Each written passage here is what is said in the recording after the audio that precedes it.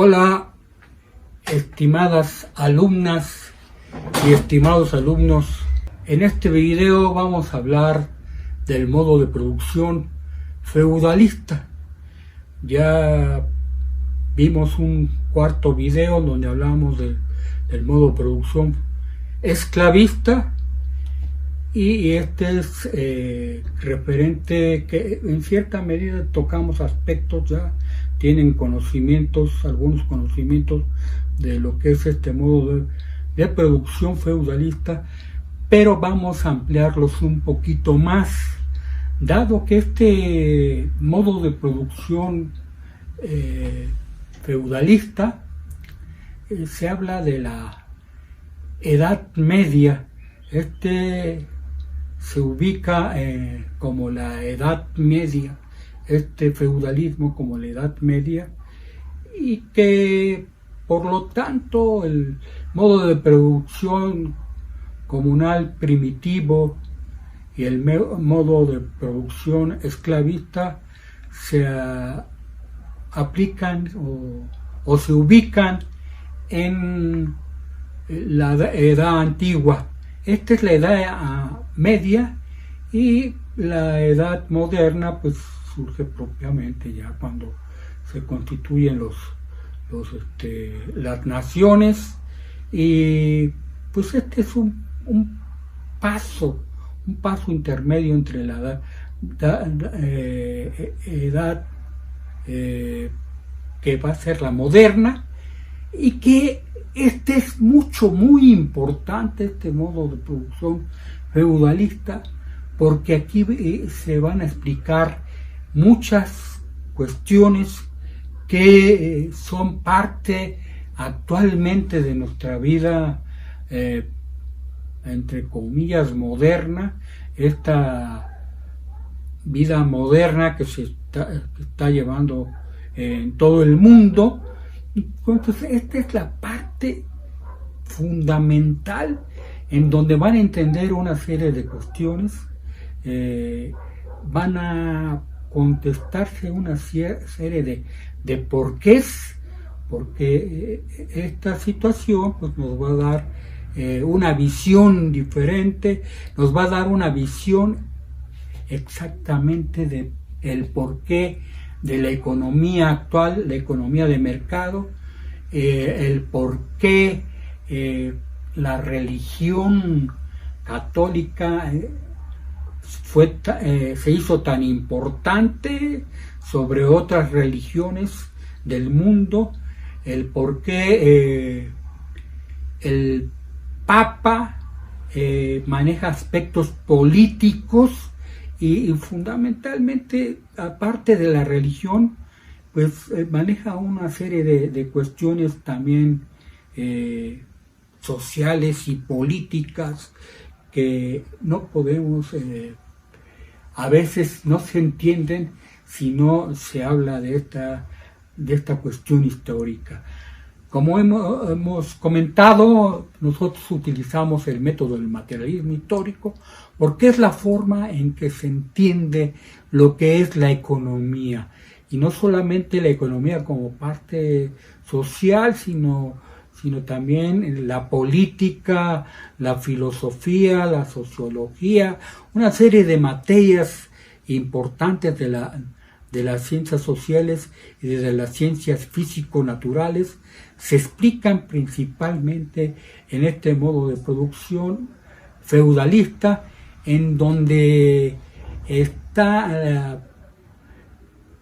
surgen los grandes latifundios de la tierra, estos grandes latifundios en donde se va a caracterizar porque estos grandes latifundios se van a dividir en forma de feudos. Ya habíamos comentado que después de la caída del Imperio Romano, y que ese modo de producción pues era basado en la esclavitud, ya no obedecía a las nuevas fuerzas productivas, ya habíamos comentado que era incosteable el mantener a la esclavitud. Ya salía más caro tener un esclavo que lo que se producía, y por eso se optó por esta cuestión de dividir los grandes latifundios. Entonces la característica principal del feudalismo es que hay grandes latifundios terrenales. La cuestión más importante de este modo de producción feudalista pues es la agricultura. La tierra es el aspecto más importante. Ya vemos que dentro de estos factores de la producción se habla del trabajo, tierra y capital.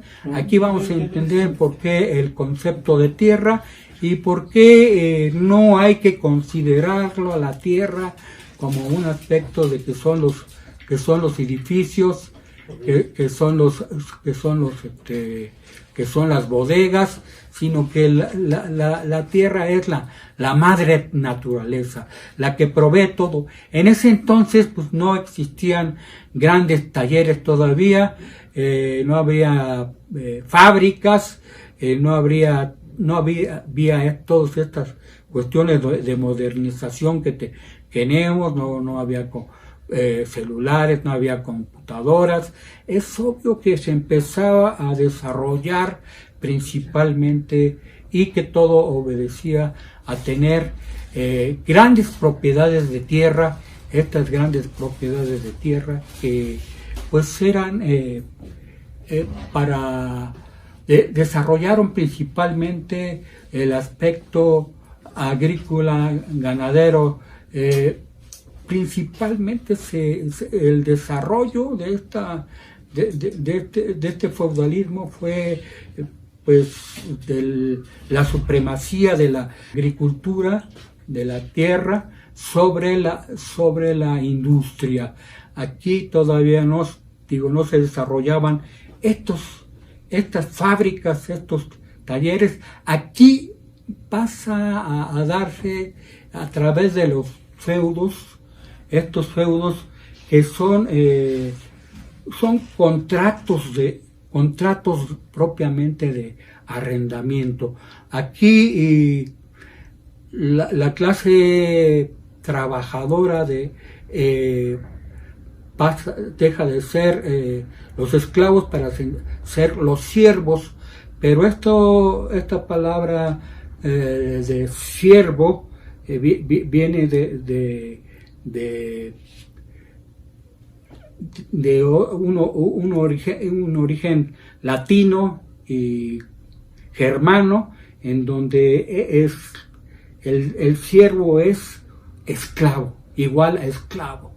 La situación varía aquí y es diferente un siervo a un esclavo, en el sentido que el esclavo no era dueño ni de su propia fuerza de trabajo, de su propia vida, no era dueño de ella.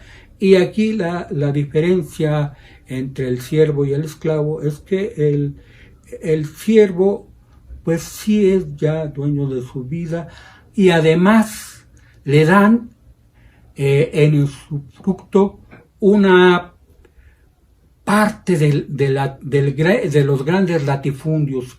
Aquí la característica principal es que después del emperador, del derrocamiento, después del emperador de la Roma occidental, pues va a surgir esta situación, y vamos a ver cómo también es una época ampliamente religiosa.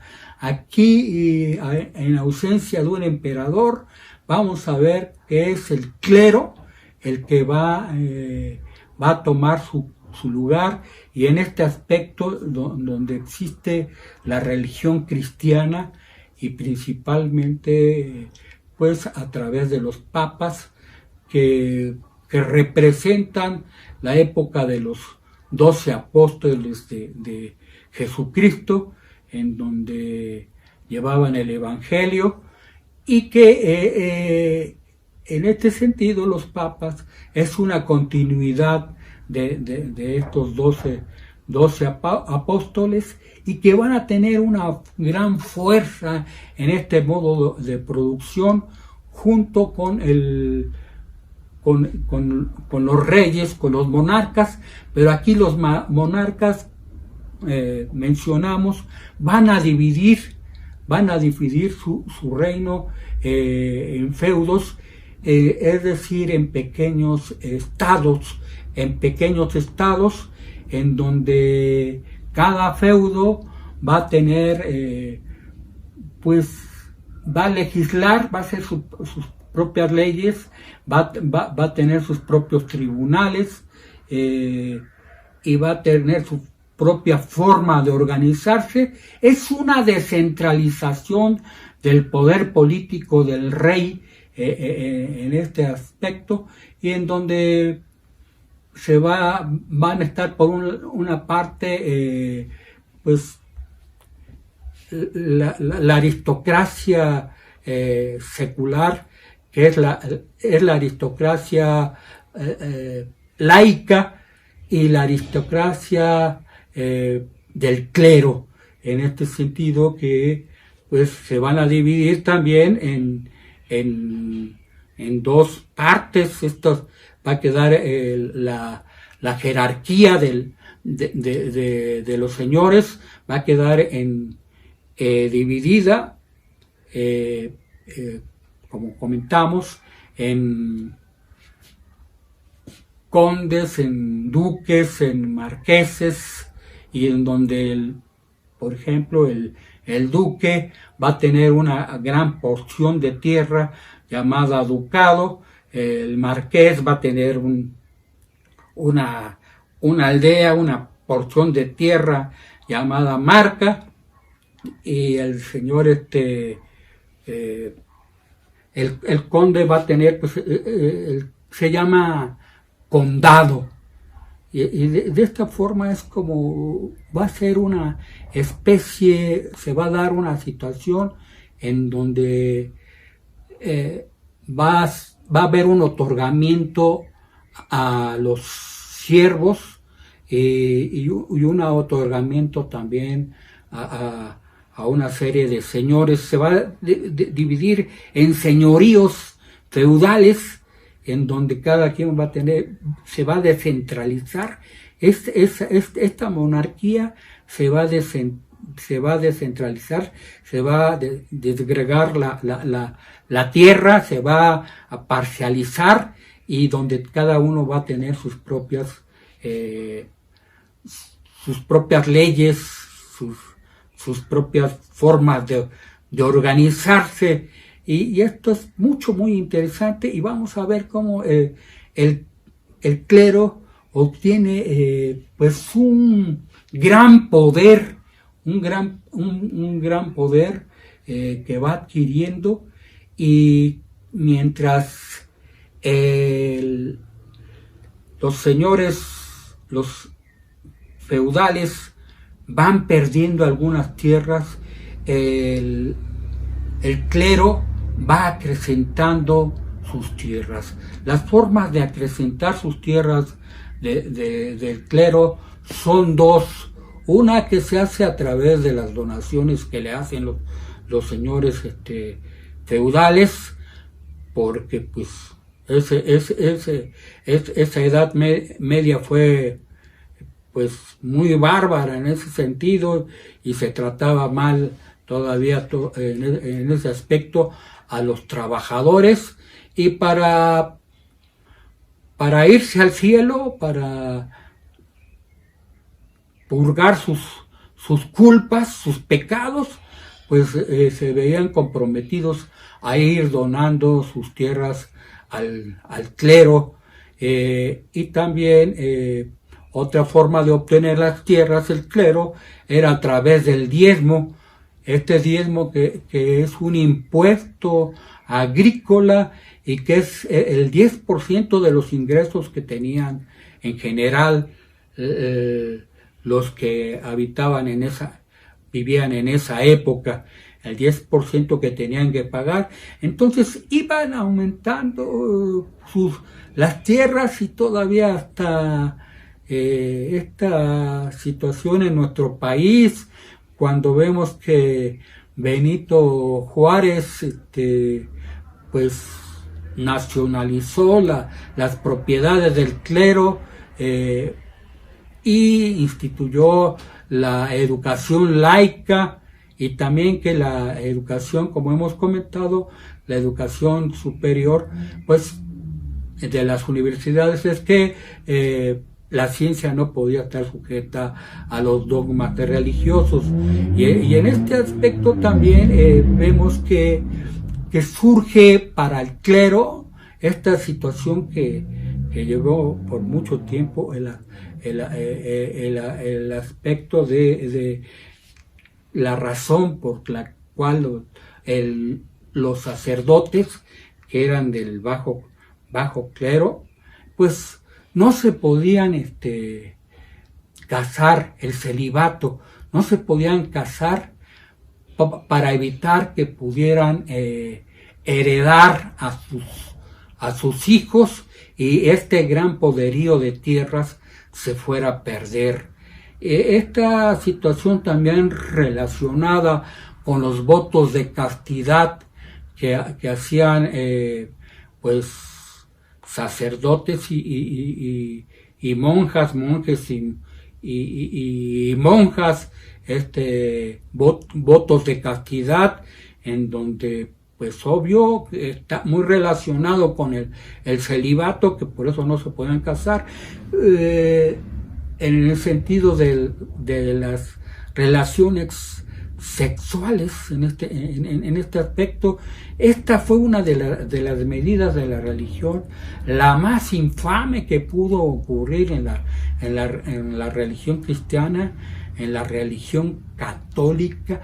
Por eso vemos muchas situaciones en donde se le mandan comunicados al Papa de que ya hubo una situación de tales o cuales sacerdotes que abusaron de niños y niñas. Es una situación en donde pues una cuestión de la naturaleza, que es parte de la misma naturaleza, prohibirse de esa forma, pues ha traído varias consecuencias, y todavía hasta la fecha, en este pleno siglo XXI, vemos ese tipo de cuestiones. Otra situación en donde cogió el clero pues un gran poder, dado que no se dedicaba a otro tipo de actividades más que a la fe religiosa, al evangelio, y ellos empezaron a construir escuelas, empezaron a construir hospitales, y en la baja Edad Media, pues esto y Edad Media propiamente, una de las cuestiones que había ahí para ese monopolio de la educación era que los grandes señores nada más heredaban a su hijo primogénito, y los demás los mandaban al monasterio para que tuvieran una educación.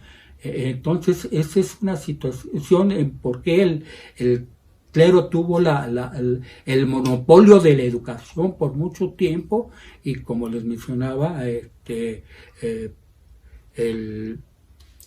expresidente Benito Juárez, pues nacionalizó los bienes eclesiásticos, y hizo que la educación fuera laica, que, como ya he mencionado, también la parte de autonomía. La autonomía es, por ello mismo, está relacionada con la laicidad. La autonomía surge en las universidades europeas, pero no autonomía del Estado, sino autonomía del clero, en donde, pues como les comento, la ciencia no podía estar sujeta a dogmas religiosos. Entonces, estos aspectos son importantes para que vayan entendiendo cómo se da la economía y cómo se da la política y el aspecto social en el mundo moderno. En este aspecto, esa es la situación. Voy a poner la forma en que estaban distribuidos aquí cómo se daba esta cuestión de la jerarquización. Primero voy a hablar un poco de lo que fue el desprendimiento del régimen esclavista, el desprendimiento de las tierras, en donde ya se habla de una descentralización.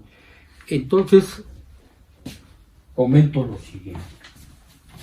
El poder de las tierras estaba manejado de esta forma. Se dio por el desprendimiento, decimos, por una parte, de las tierras comunales que todavía llegaron a existir en el modo de producción feudalista y que existieron también en el modo de producción esclavista. Y por otro lado, estas tierras comunales, también estaba la existencia de la propiedad privada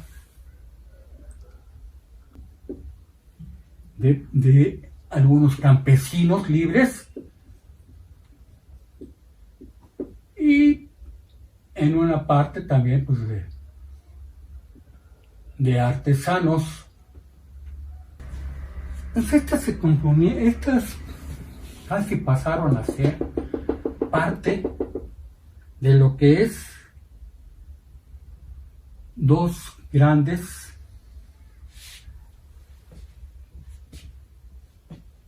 jerarquías: la aristocracia seglar o laica, y por otra parte la aristocracia eclesiástica. Arriba estaba el señor, los reyes, en esta parte estaban los reyes, que ya no era una monarquía absoluta. Se había dado ese desprendimiento y entonces existían estos dos tipos de aristocracia que vamos a comentar acá más arriba. Tenemos entonces que estos se formaron las tierras comunales y de pequeños campesinos que existían, y surgieron la división de la tierra en aristocracia seglar laica, que es la laica, y aristocracia eclesiástica. En esta parte de la aristocracia seglar había otro tipo de división. Estaba, por una parte, el vasallaje o los vasallos. Estaban los vasallos, y por la otra parte los siervos. Estos vasallos se dividían en una serie de jefes de estado, militares y militares. También dentro de esta cuestión aristocracia surgieron algunos, por ejemplo, algunos esclavistas. Se mantenían algunos esclavistas, porque no desaparecen las cosas de de la noche a la mañana completamente, y también, pues, aparte también tenían tierras el alto clero, que ya venían desde los partes del modo de producción esclavista. También surgieron una serie de personajes en donde había pues gente que tenía algunas tierras, que venían de familias acomodadas y que las obtenían también de algunos vecinos arruinados. Entonces, esa situación era por una parte de siervos y por otra parte de vasallos. Estos siervos eran propiamente esclavos, nada más que la situación aquí, estos siervos tenían una tierra, ¿sí? Y ya hablamos que el feudo es un contrato de arrendamiento. El siervo, por lo tanto, no era propietario.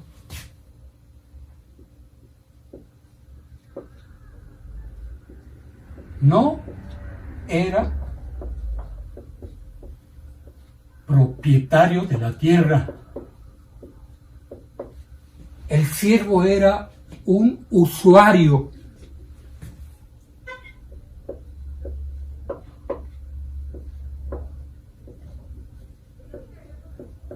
Tenía nada más el usufructo, de ahí falta también la palabra usuario, como lo que vemos en turismo, en donde hablamos que el turista es un usuario porque hace uso únicamente de los servicios.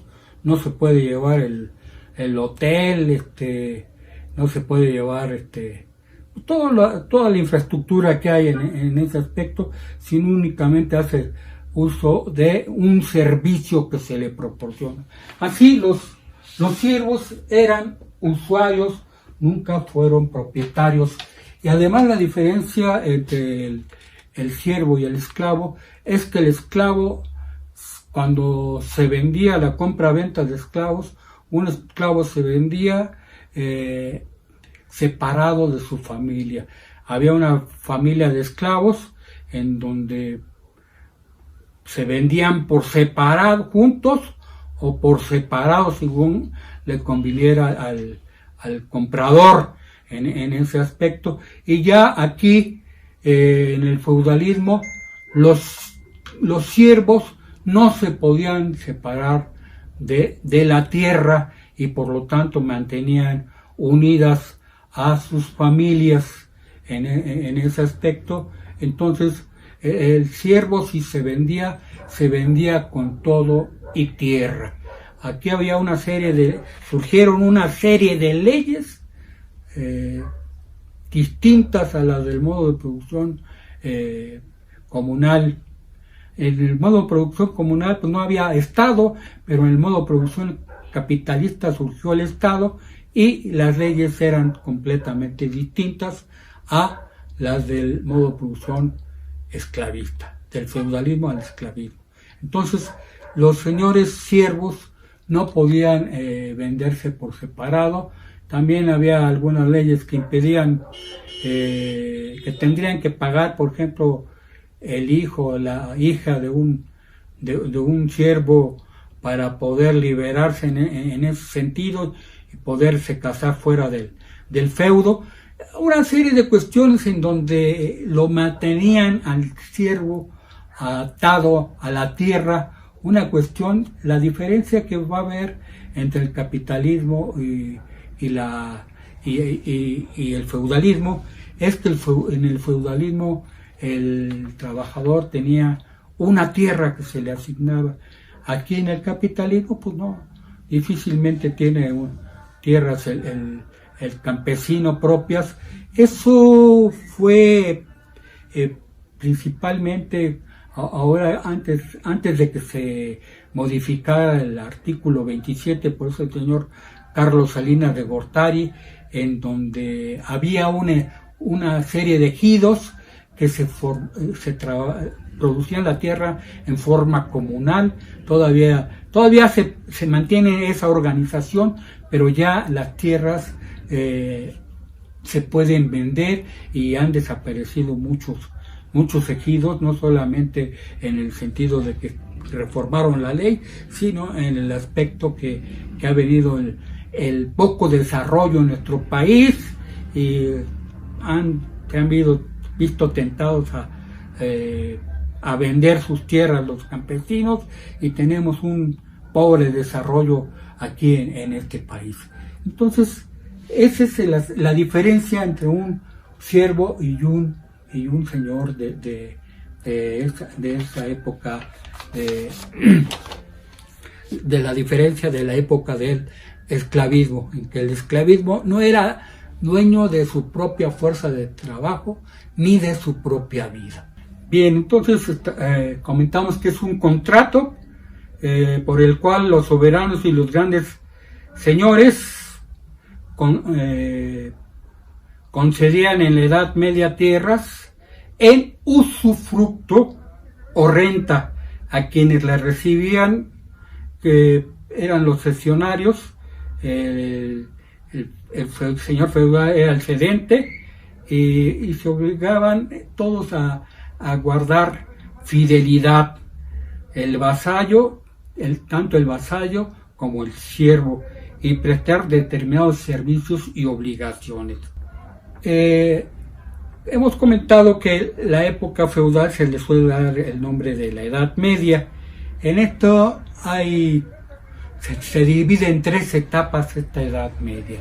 La Edad Media llamada Alta Edad Media, de los siglos 5 a 10, la Edad Media propiamente de los siglos 11 a 15, y la Baja Edad Media de los siglos 15, 16 y un poco del 17, en donde va a surgir el mercantilismo, en donde se va a dar ya paso con esta situación a lo que es el capitalismo. Aquí en la Edad Media, Alta Edad Media, se caracteriza principalmente por el desarrollo de la agricultura. Es que va del siglo V al siglo XI, las fuerzas productivas avanzan, pero son principalmente para la explotación de la tierra. En esas fuerzas productivas surgen algunas técnicas de producción, como la trienal, la forma de producción trienal, que se divide en tres parcelas. Una parcela que se dedica para la época de primavera, otra parcela que se dedica para la época de invierno, y otra parcela que se dedica para el barbecho o para descansarla. Es la forma en que van rotando la tierra en la agricultura principalmente. Se desarrolla aquí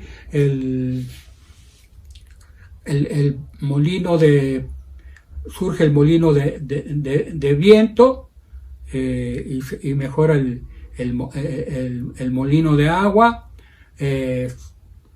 Surgen algunas técnicas como la vinicultura, que son cuestiones de de los vinos y del tratado de las uvas, surge la horticultura, que es las formas de producción en las huertas que para protegerlas de heladas, sequías y insolación, una serie de técnicas que van surgiendo, pero principalmente de la tierra.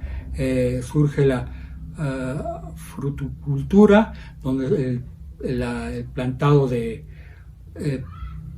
plantas y de árboles frutales surge una cuestión en esa edad alta de la Edad Media, en esa etapa alta de la Edad Media. Es como surgen una serie de técnicas de las fuerzas productivas que van a ir modificando poco a poco las relaciones de producción. En la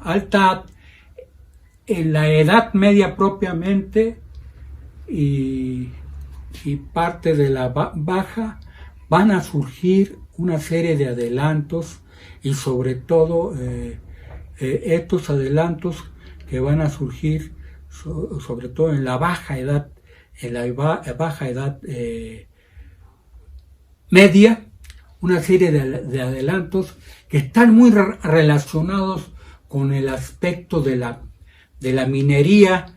Surgen los ascensores en las minas, surgen una serie de elementos que ya surge la metalúrgica, la siderúrgica, la forma de la siderúrgica de extraer el hierro y de combinarlo para hacer el metal de acero. Es la siderúrgica, la metalúrgica, el tratado de los metales. Todos son parte de esta cuestión de la minería, y que surge principalmente en esta época que se da del mercantilismo, y con estos descubrimientos en esta baja edad media va a surgir lo distinto a lo que es esta división, esta descentralización del poder. Va a volver a surgir la centralización del poder de la monarquía absoluta, que surge en España, Italia, Francia, y que vemos como después de que se dio en la situación de Constantinopla, que la cerraron los turcos, vemos cómo los reyes católicos aquí de España tuvieron que buscar al personaje que se llama Cristóbal Colón, en donde él, por tratar de buscar nuevas rutas, aquí fue un gran desarrollo del comercio, en esta Edad Media propiamente, y la edad baja. Fue un gran desarrollo del comercio, en donde va a ir surgiendo una contradicción que es muy importante que se tome en cuenta. La contradicción que se va a dar entre los señores feudales y esta nueva clase que está surgiendo, que es la de los comerciantes usureros, que empiezan desde la baja edad media a construir ciudades fortalezas llamadas burgos. Entonces ya desde antes empieza a surgir lo que es la burguesía, estos señores que ya no solamente es la contradicción, la lucha de clases entre los siervos y los señores feudales, sino ahora es una situación de lucha por el poder político de los comerciantes usureros con los señores feudales, que en donde se habla todavía de una producción natural, en donde en el feudalismo se producía principalmente para el autoconsumo. Era una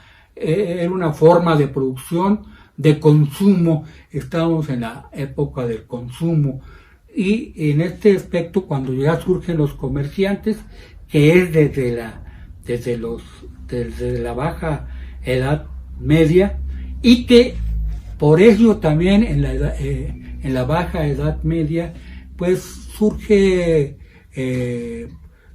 como dijimos, el Papa va a suplir al emperador, y el Papa es el que se está haciendo muy poderoso, y ellos empiezan a realizar una serie de cruzadas dizque para evangelizar y para rescatar la tierra prometida.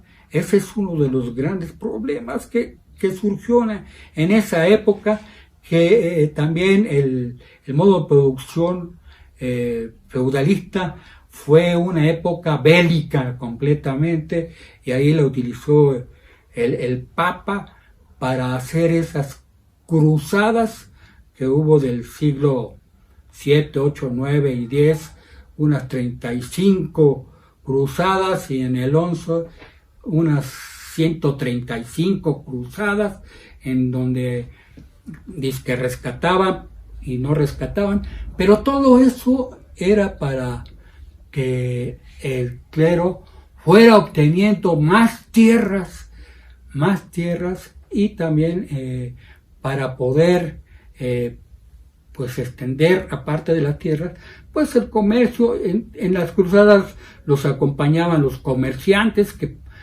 proveían de alimentos y una serie de cuestiones que necesitaban la gente que participaba en esas cruzadas, y solamente fue el pretexto, porque era para ampliar esas tierras. Como vemos, hay un alto poder del Papa que todavía tiene en esta situación. Entonces, cuando se cierra en Constantinopla por los turcos, pues se buscan otras nuevas rutas, como esta ruta que según se hizo para ir al Medio Oriente, para ir al Oriente, a la India, sobre todo a la India, donde había pues grandes mercancías en ese aspecto, había grandes bienes, distintas especias, había sedas, había las telas, la vestimenta muy lujosa, había una serie de platillos también que eran distintos a los de Europa, y esta fue principalmente, se debió a eso, y esta cuestión de Cristóbal Colón fue principalmente para descubrir o llegar. Se decía que como ya se conocía que la Tierra era redonda, pero nunca se imaginaron que iba a estar el continente ahora llamado americano, porque fue por el que hizo el mapa, Américo Vespucio. Pero esa era la situación para encontrar principalmente la tierra de India, y Cristóbal Colón murió creyendo que había llegado a la India, y no. Pero todo esto vemos que lo que mueve es el comercio, ese comercio movió por intereses económicos, y nada de que porque iban a evangelizar o iban a rescatar esta tierra prometida en Israel, en donde hay sigue habiendo un conflicto entre judíos y árabes, y en donde siguen interviniendo por el petróleo de los árabes los Estados Unidos. Esa es la situación. Todo tiene un fin económico, como estamos comentando. Sí, entonces vamos a poner la jerarquización, y esta jerarquización, hasta aquí arriba estaba el rey en este modo de producción feudal, y después seguían la aristocracia seglar. Estos estaban divididos en dos. Tenemos aquí la aristocracia seglar o laica, que se componía de duques, marqueses y estos señores llamados condes.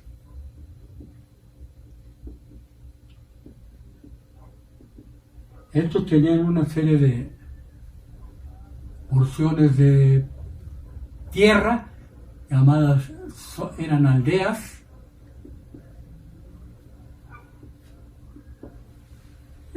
Pues comentábamos que los duques se llamaban ducados,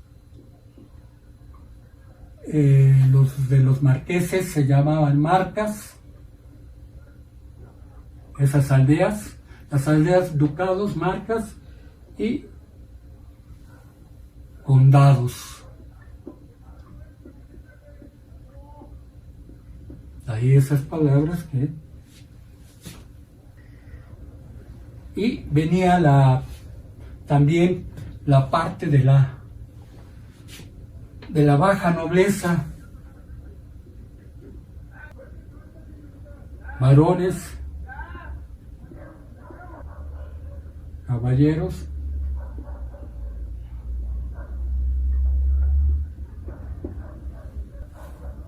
también estaban los militares, otros, y estaba la aristocracia eclesiástica. Esta aristocracia eclesiástica era propiamente el alto clero,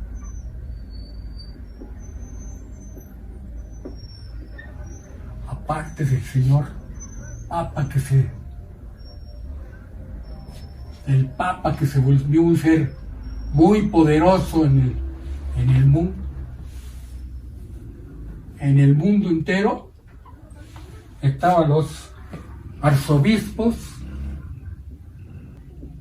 los obispos, cardenales, abades y canónigos.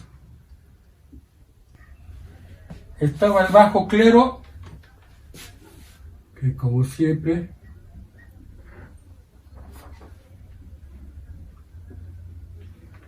eran sacerdotes, monjes, frailes,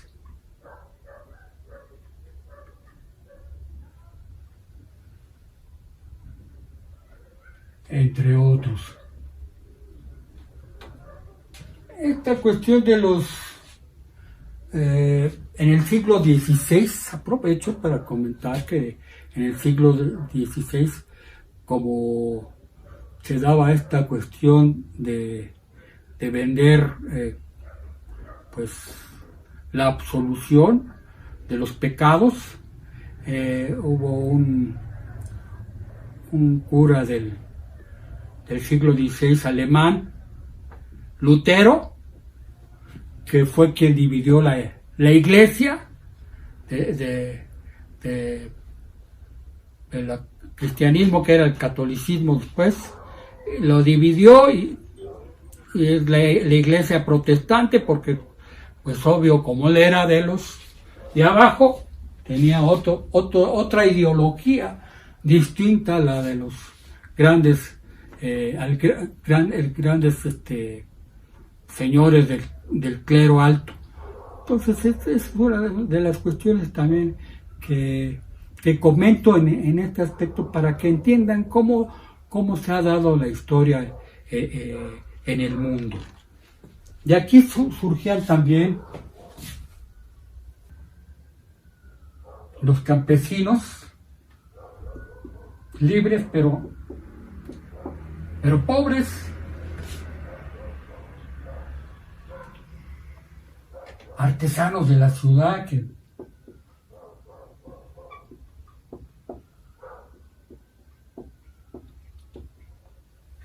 sobre todo estaban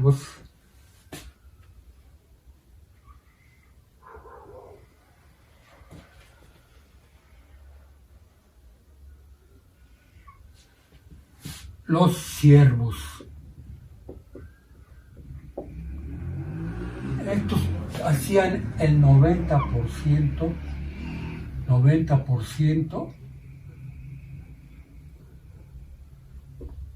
de la población.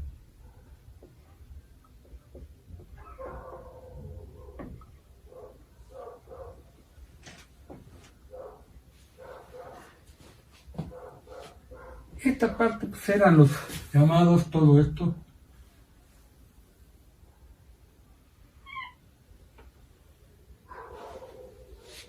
los privilegiados, hasta la baja nobleza, privilegiados,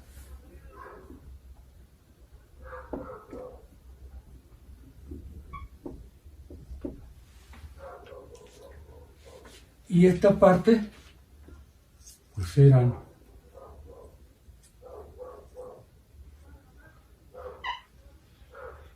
los no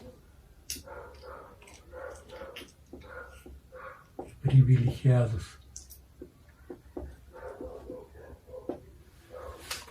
Pero pues en ese aspecto pues el Papa decía, estos son los que se van a ir al cielo. Estos por eso serían partes de sus tierras. ¿Sí? Había algo que decía, les decían como eran los más cultos en esa parte, los sacerdotes, tranquilo, hijo, por algo Dios te tiene así, te tiene guardado un lugar en el cielo. Aguántate, ¿sí? Resígnate. Esa era la situación de los papas. Pues desafortunadamente así se daba esta cuestión.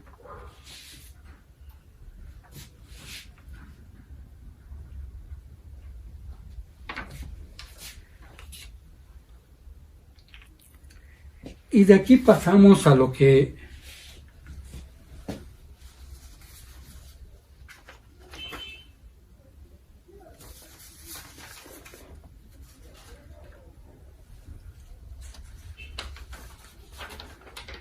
a cómo era, para que se entienda en qué consistía la renta de la tierra.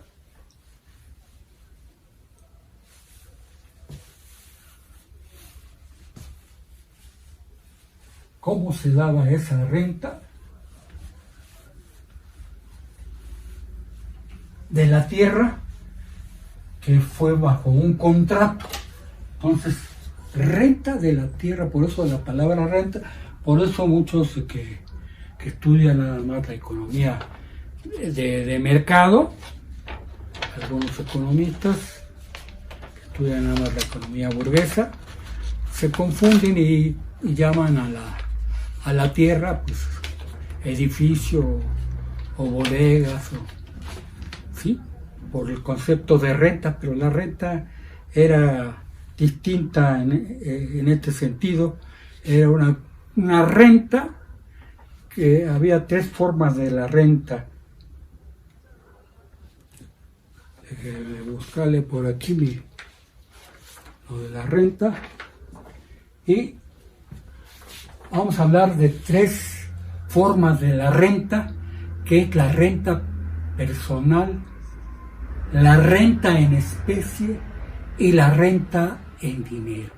Aquí estamos completando la parte ya de, hablamos de los factores de la producción, en donde el trabajo, todavía no estamos en eso, pero ya lo comentamos, que recibe sueldos y salarios, y la renta y la tierra recibe una renta, mientras que el capital de los empresarios recibe una ganancia, y el capital de los banqueros recibe interés. Aquí la renta se da en tres formas. Repito, primero una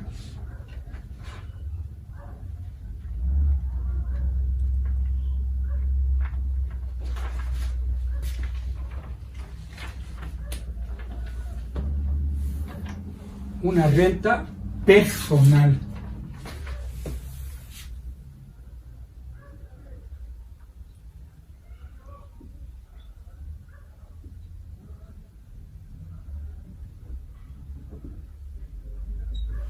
¿En qué consiste esta primera renta personal? Es un tributo natural, es el tributo que se le da al señor feudal, pero es un tributo en trabajo más que natural, es un tributo en trabajo. Esta renta personal recibe un tributo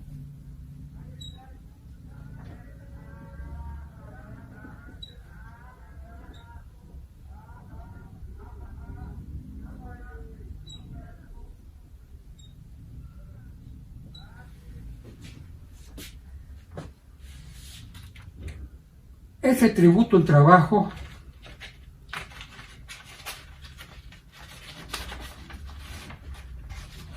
vamos a hablar aquí ya de lo que es el trabajo, y que siempre habla más, para que se entienda, del trabajo necesario y el trabajo excedente.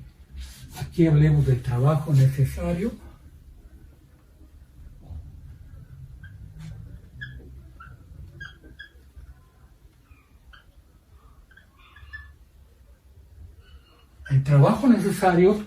es que con el que el trabajador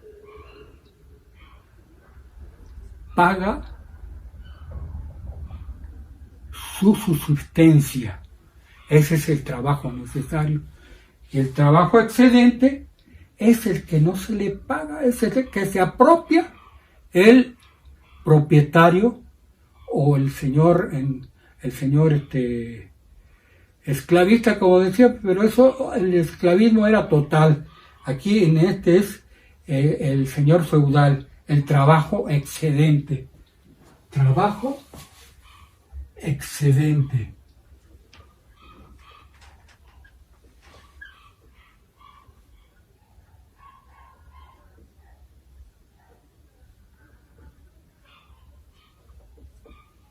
Y aquí vamos a ver cuántos días trabajaba de la semana. La semana se compone de 7 días, 5 días de lunes a viernes, más 2 el sábado y domingo, donde siempre se acostumbraba el descanso el domingo. Se trabajaba de lunes a sábado. Entonces, el trabajo necesario ¿cuál era el trabajo necesario en ese tiempo? Con lo que pagaba el siervo, los bienes de subsistencia. El trabajo necesario eran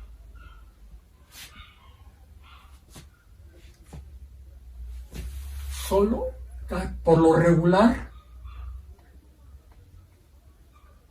noches y domingos. Las noches de los días de lunes a sábado, y solo domingos le dejaban, que era su día de descanso, para trabajar su parcela. Y el excedente eran de 3 días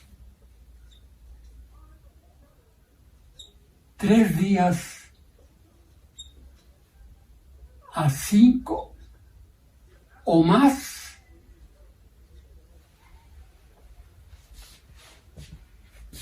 en la tierra del señor feudal. Aquí estaba bien claro cómo se daba la explotación del trabajo, ¿sí? No estaba tan disfrazada como el hecho de pagar en dinero, ¿sí? En donde vemos como a los obreros por una hora se les pagaba menos de lo que a los empacadores en tiendas de autoservicio, que en 15 minutos recibían más de lo que ganaba un obrero en una hora por hora. Entonces aquí está bien claro cómo era una explotación bárbara la que se daba. Ese es el trabajo, la renta personal, que es en trabajo.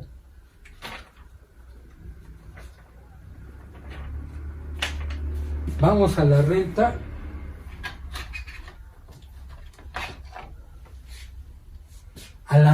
en especie.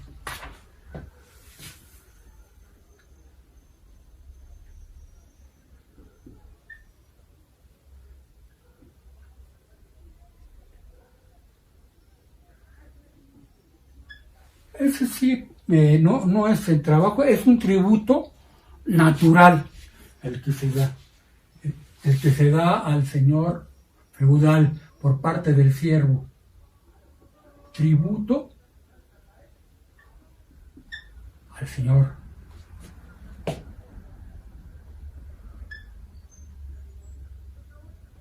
¿Y en qué consistía este? Pues el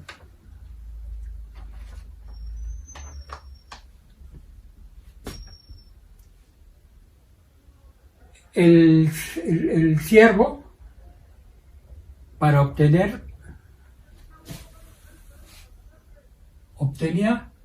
sus bienes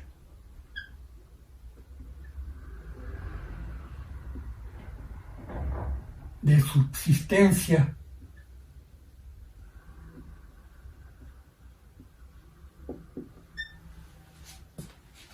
Obtenía sus bienes de subsistencia y entregaba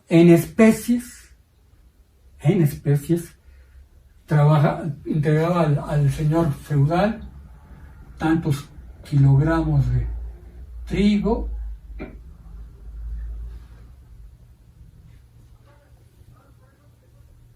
por dentro, ponen nada más datos por ponerlos hipotéticamente: 20 gallinas,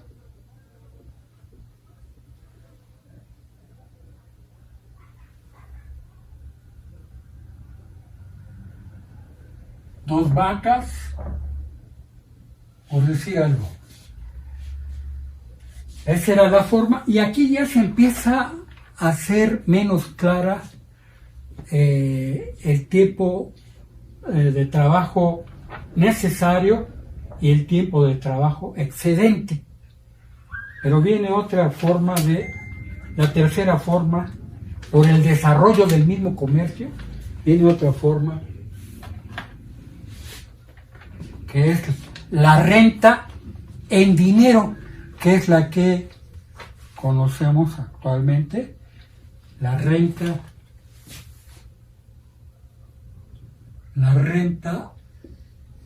en dinero. Aquí esta renta de dinero pues es un tributo monetario ya.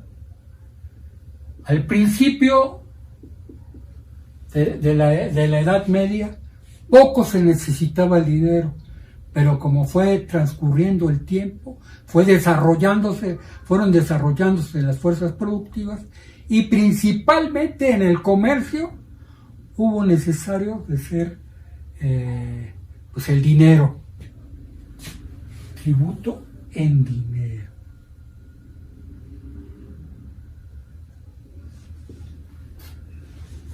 Aquí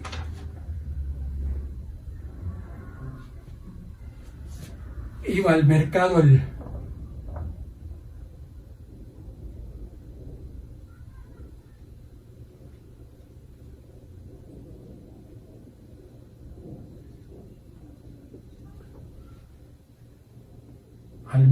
el siervo y obtenía dinero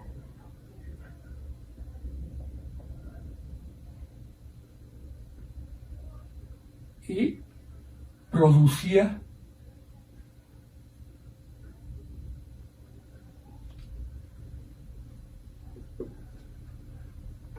sus medios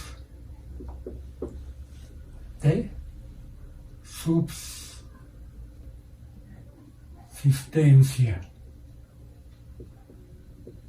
Y aquí pues ya le pagaba al señor feudal la renta como la conocemos actualmente, pues, en dinero. Aquí este desarrollo del comercio va a dar lugar a la separación de la esfera de la producción a la esfera de la circulación. Se separa con el dinero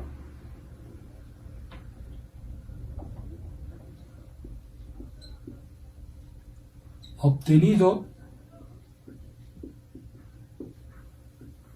por el comercio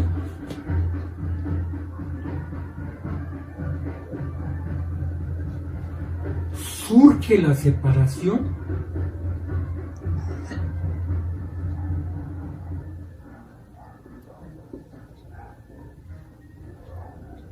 de la esfera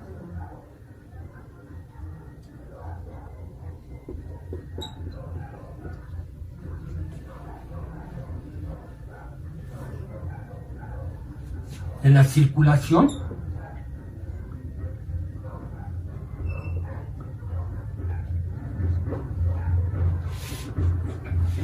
de la producción.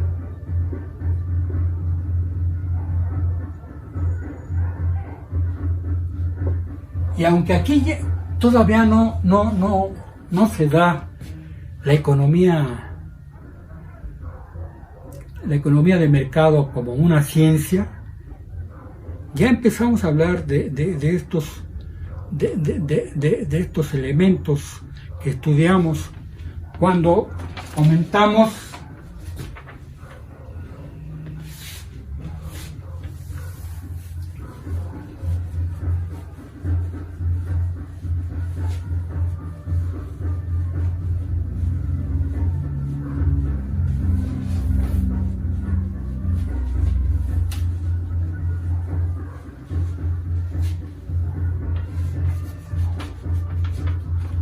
ya el concepto diferente de la economía de mercado al concepto que tenían los griegos, y decimos que la economía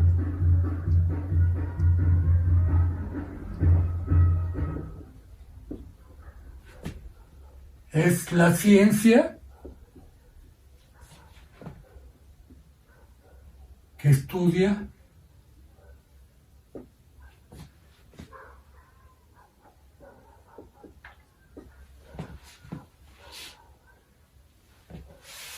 las leyes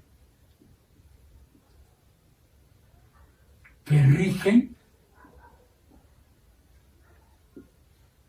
a la producción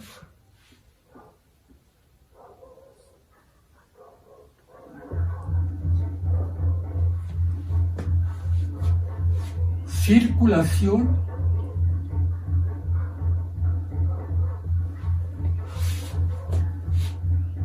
distribución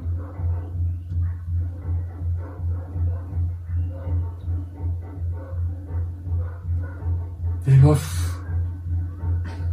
bienes, distribución y consumo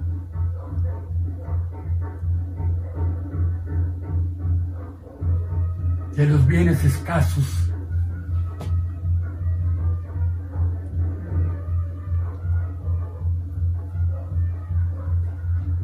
En una economía de libre empresa. Y decimos que aquí hablamos de la técnica de producción, aquí hablamos de la distribución de los factores del ingreso,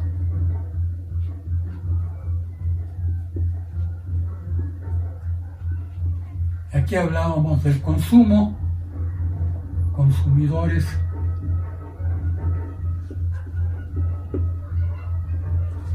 aquí hablábamos de las técnicas y la circulación,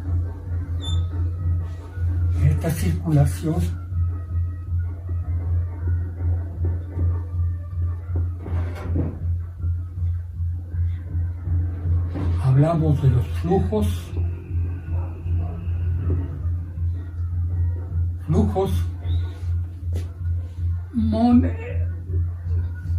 de bienes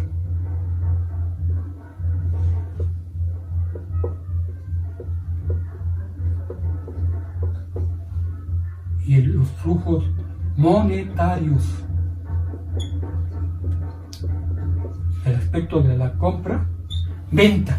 Aquí vamos entendiendo esto, el por qué ya con todos estos pasos se va dando una idea de cómo surgen estos aspectos que no se podían todavía manejar bien, aunque estos grandes filósofos como Aristóteles pues se dedicaron su vida al estudio de las ciencias, pero no había las condiciones. Entonces por eso decimos que la estructura va a condicionar, la estructura compuesta por las fuerzas productivas y las relaciones de producción va a dar lugar a la supraestructura, que son las concepciones ideológicas, religiosas, económicas, jurídicas y todas las instituciones que lo representan.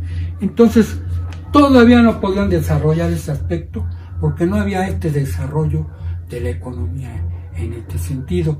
Es como estamos viendo. Entonces esta es una situación como se aprende la economía históricamente, más que aprenderse los aspectos o que aprenderse las cosas de memoria o que entrarle rápido a las cuestiones técnicas, que son a veces un poco aburridas, porque pues aprenderse cosas de memoria pues sí es un poco difícil, ¿no? En ese aspecto. Aunque son jóvenes y tienen buena memoria, pues lo que se aprende en un momento pues se va y que no se entiende, pues se va a olvidar más adelante.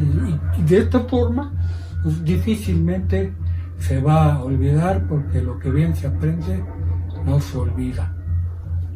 Entonces aquí ya tenemos este aspecto que es importante y que se va a dar en el comercio. Y de esta parte pasamos a lo que decimos, que en el mismo modo de producción feudalista va a surgir las contradicciones para que este modo de producción feudalista pues desaparezca y dé lugar a otras nuevas relaciones de producción, que son las relaciones de producción del capitalista entre el proletariado y la llamada burguesía de los grandes empresarios y grandes banqueros, ¿sí? De estos que fueron los de comerciantes y usureros. Y aquí pasamos a hablar precisamente de lo que ya en este siglo que se va a dar, y que decimos que vuelve a surgir la monarquía, y aquí va a surgir lo que es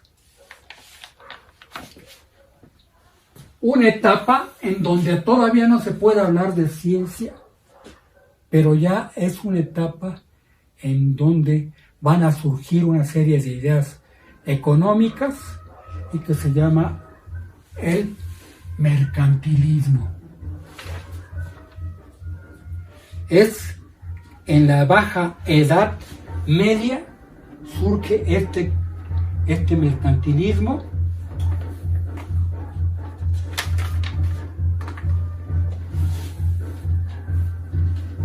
y que va a dar ideas en donde este mercantilismo va a ser ya en una Europa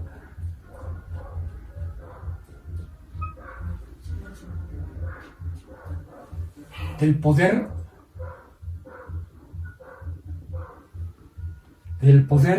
monárquico.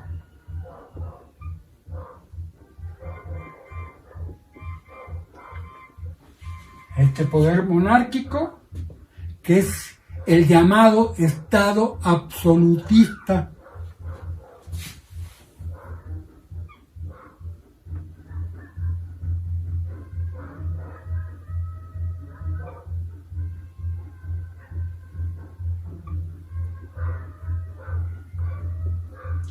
y que van a surgir una serie de revoluciones que se llaman precisamente revoluciones burguesas, porque los que provocan estas revoluciones son los llamados burgueses, que ya comentamos en el siglo XV empiezan a aparecer como una contradicción a los señores feudales, y en este caso al monarquismo. En esta época del Estado absolutista, pues siguen imperando el mercantilismo, pero todavía no aparece la ciencia de mercado económica. Son una serie de teorías, y este es una serie de ideas, un sistema, el mercantilismo,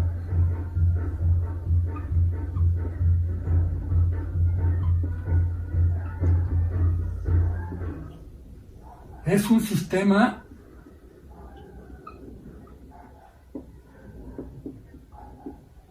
que no podemos hablar de ciencia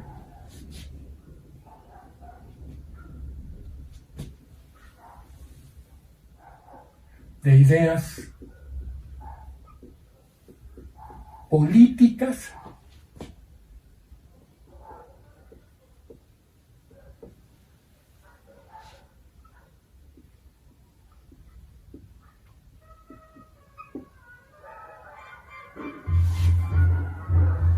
y aquí vamos a entender que a veces la continuidad se da de las materias micro, macro y comercio internacional. Pero ya el comercio internacional ya venía desde la baja edad, desde finales de la baja edad, de la alta edad media, del siglo XI al siglo XII, ya con los grandes mercados que surgieron. Hubo una serie de el mercado local en donde se daban eran muy pequeños, donde se daba principalmente el intercambio o el comercio de productos agrícolas, y no así con las ferias que se fueron estableciendo, estas ferias que se establecían y que se hablaba de mercancías de todo el mundo, cuando ya surgen los mercaderes. Entonces el comercio internacional surge desde antes, pero la secuencia tiene que ser en el plan de estudio micro, macro y luego comercio internacional. Pero ya desde aquí estamos entendiendo lo que es el comercio internacional, que empieza desde tiempo atrás y que va a ser una disputa entre los que estudian ya la ciencia económica y los mercantilistas. Va a haber una disputa en este sentido y por eso van a surgir las revoluciones burguesas, ¿sí? Porque en contra de la monarquía absolutista que no permitía el desarrollo del capitalismo. Y entonces aquí surgen primero los mercantilistas, y que es un sistema de ideas económicas, un sistema de ideas políticas económicas del o para el Estado.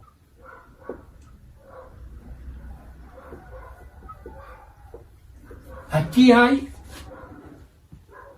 a diferencia de cuando surge ya la ciencia económica, que se habla del libre mercado, aquí se habla de un gran intervencionismo del Estado. Se recomienda por estos señores mercantilistas que eran empíricos y que ellos surgieron por el comercio y que realmente pues se da, por ejemplo, en España con el descubrimiento de América y con el gran saqueo de los metales. Estos hablan precisamente de los metales de oro. Entonces, aquí es un sistema de ideas políticas y económicas del Estado que se caracteriza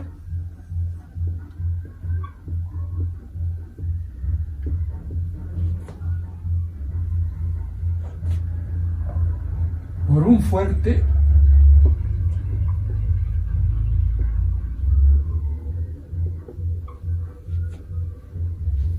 control de la moneda, como se hace en el neoliberalismo.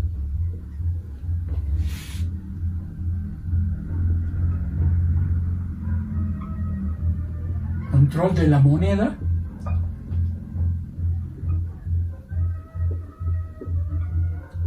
para que no haya inflación, ¿sí? Y ahorita vamos a explicar. Control de la moneda, controlar los recursos naturales del país, fuerte control también de los recursos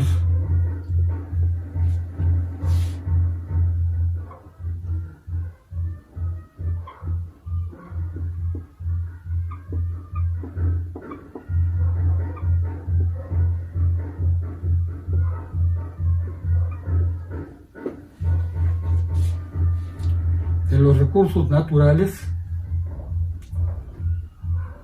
del mercado interno, un control del mercado interno o de los mercados internos,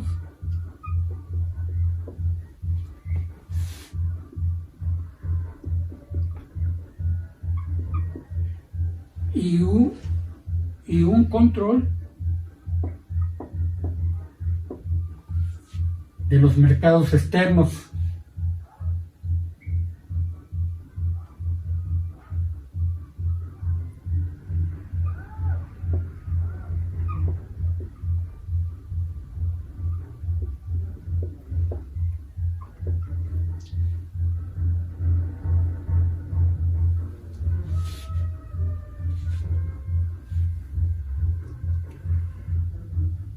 Aquí regulan la competencia.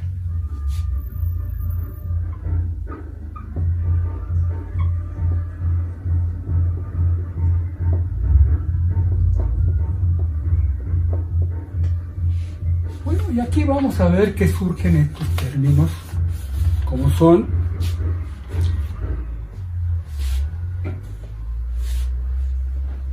aspectos que van a ver en los cursos de macroeconomía y de comercio internacional, como la inflación. Van a ver primeramente ellos, los mercantilistas, surge lo que es la balanza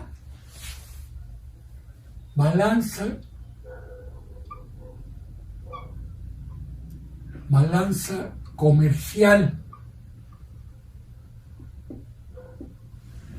que es el antecedente de lo que ustedes van a ver también, y que se llama balanza de pagos.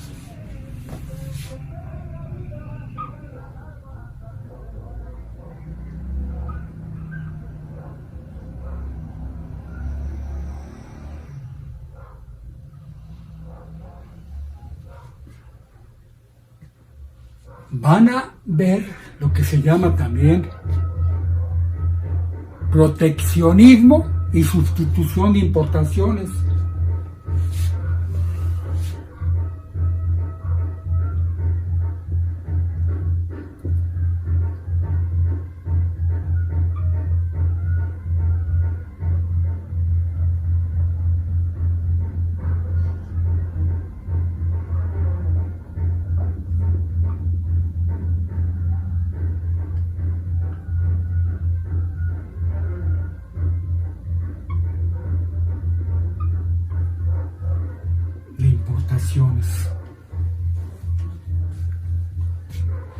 Entonces, primeramente, ¿qué es la inflación? La inflación no es más que una desvalorización interna de la moneda y que va a surgir cuando esto se va a dar por la emisión de el papel moneda, que estaba respaldado por el oro. Esa gran emisión del papel moneda, que es fiduciario, que es nada más por la confianza, ¿sí?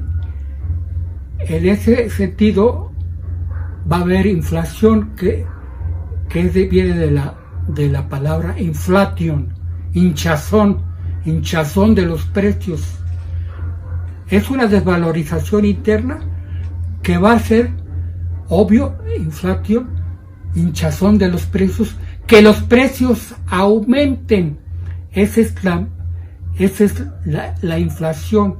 Supongamos que hay una cierta cantidad de moneda y que este plumón vale $1, pero se aumenta el doble, pues la moneda va a perder la mitad de su valor, va a tener entonces una inflación. del 100%, del 50%. Si es del 100%, el aumento de los precios, pues esto en lugar de 1 peso va a valer 2 pesos. En este sentido, esa es una desvalorización interna, porque aumenta los precios. ¿Y qué es la devaluación entonces? La devaluación se utiliza como una medida, pero mientras esta es la inflación, voy a borrar aquí para...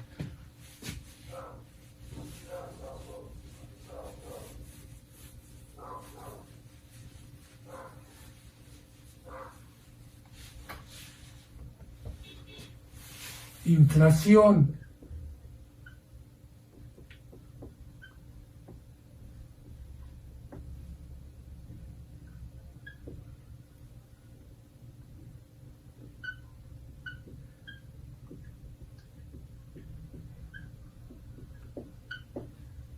Interna de la moneda. Se devalúan, se desvaloriza. No devalúa para que no se confunda con el término interno de la moneda. ¿Qué es la devaluación? Aquí suben los precios.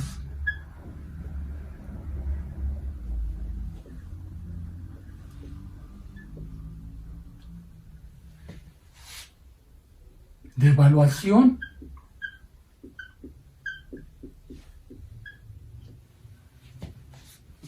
La devaluación es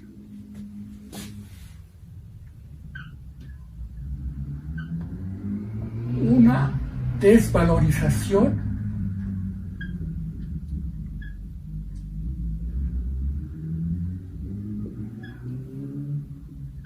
externa de la moneda.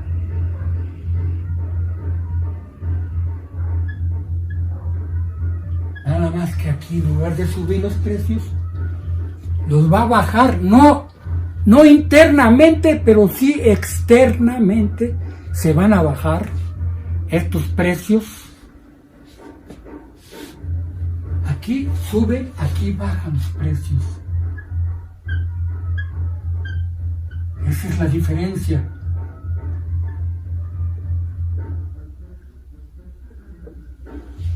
Para que los productos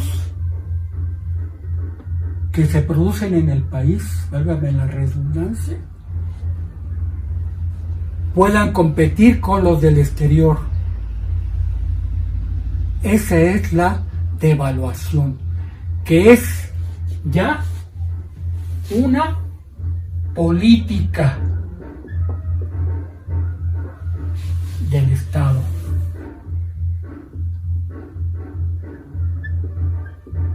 Entonces, para que entiendan estos términos, ¿qué es una inflación y qué es una devaluación?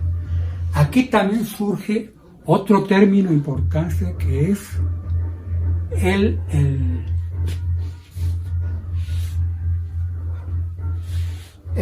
un impuesto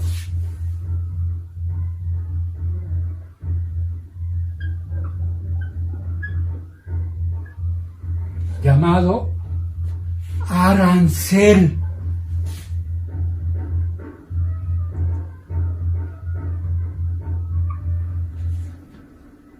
O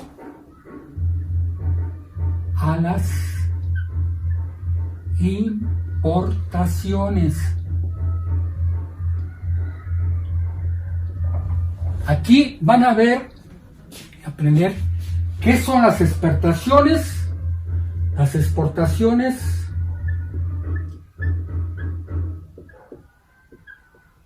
son ventas al exterior.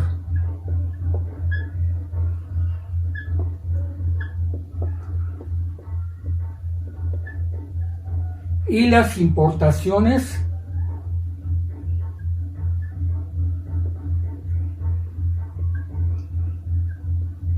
son compras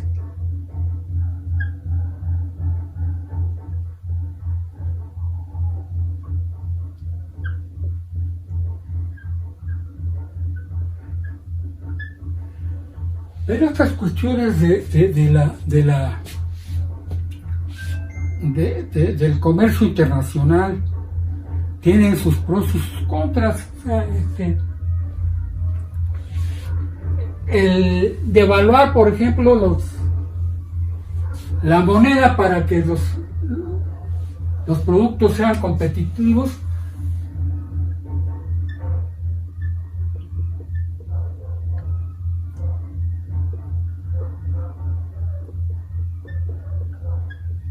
tiene sus consecuencias también, porque se devalúa la moneda, pero las importaciones son más altas, más caras. Entonces, esa es la situación que trae consecuencias. O sea, no siempre en una economía de mercado se puede controlar esto, y mucho menos la inflación se va a controlar. Se los comento de una vez para que vayan sabiendo. No se va, es parte del mismo sistema, y ya hablaremos de estas cuestiones más adelante, pero aquí, ya para concluir de esto, de este proteccionismo que se da en el mercantilismo e intervencionismo,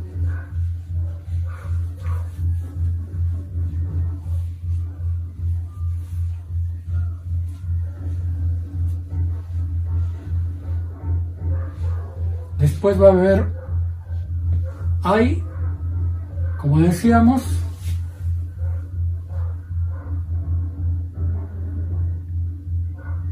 una nueva contradicción, y al final es esto, contradicción que ya no es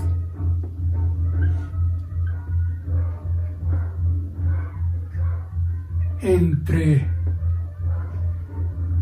el señor feudal y el siervo,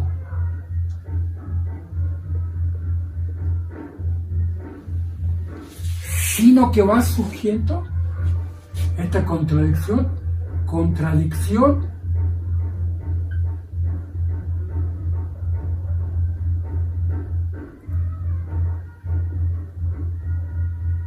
que se va a dar entre el señor feudal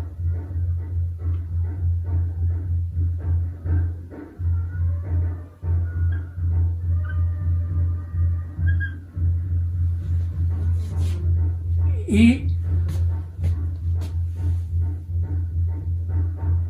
comerciante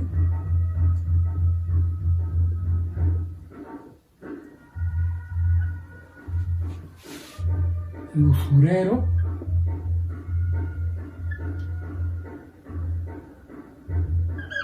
llamado burgués. Estos se va a notar a partir del siglo XI cómo se va a diferenciar ya el campo, el aspecto rural del urbano. Cuando surgen los comerciantes, también aparte de que surgen una serie de gremios de los artesanos, surge también una organización de comerciantes que se establecen en ciudades, las llamadas ciudades fortificadas, llamadas burgos. Y estos van a ser, por eso las revoluciones, como comenté, se llaman revoluciones burguesas, que van a dar el cambio del modo de producción feudal al capitalista. Entre estos señores comerciantes, usureros, llamados burgueses, contra el señor feudal. Entonces no son revoluciones del proletariado, no son revoluciones del pueblo que les salga al pueblo, sino fueron revoluciones burguesas. Bien, estimadas alumnas y alumnos, con esto finalizo este quinto video, en donde les voy a mandar videos complementarios para el siguiente, la siguiente evaluación.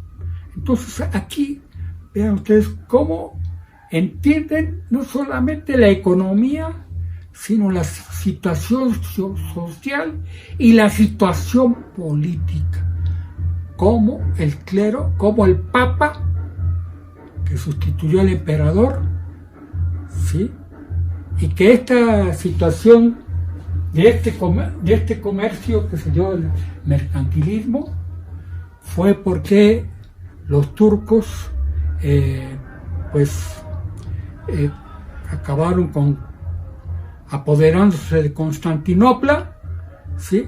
Que era la parte de la Europa oriental en donde tenían la forma para pasar hacia el Medio Oriente, y que lo de las cruzadas nomás fue un pretexto, ¿sí? Que es que para recuperar tierras sansas y tenían todavía Constantinopla, pero ya al no tener Constantinopla y prohibirles el paso a los turcos en este aspecto, pues se trataron de buscar nuevas tierras. Pues es todo lo que les puedo comentar en este video, para seguir comentando en otros videos y que entiendan lo que es la economía de mercado, pero desde un punto de vista histórico, utilizando el método del materialismo histórico y dialéctico, que es el que utiliza su servidor, para que ustedes tengan un pensamiento crítico y digan: somos orgullosamente politécnicos, como su servidor, ¿sí? Y no están en ninguna escuela patito, están en una de las mejores escuelas, no solamente del país de México, sino de toda Latinoamérica. Nos vemos.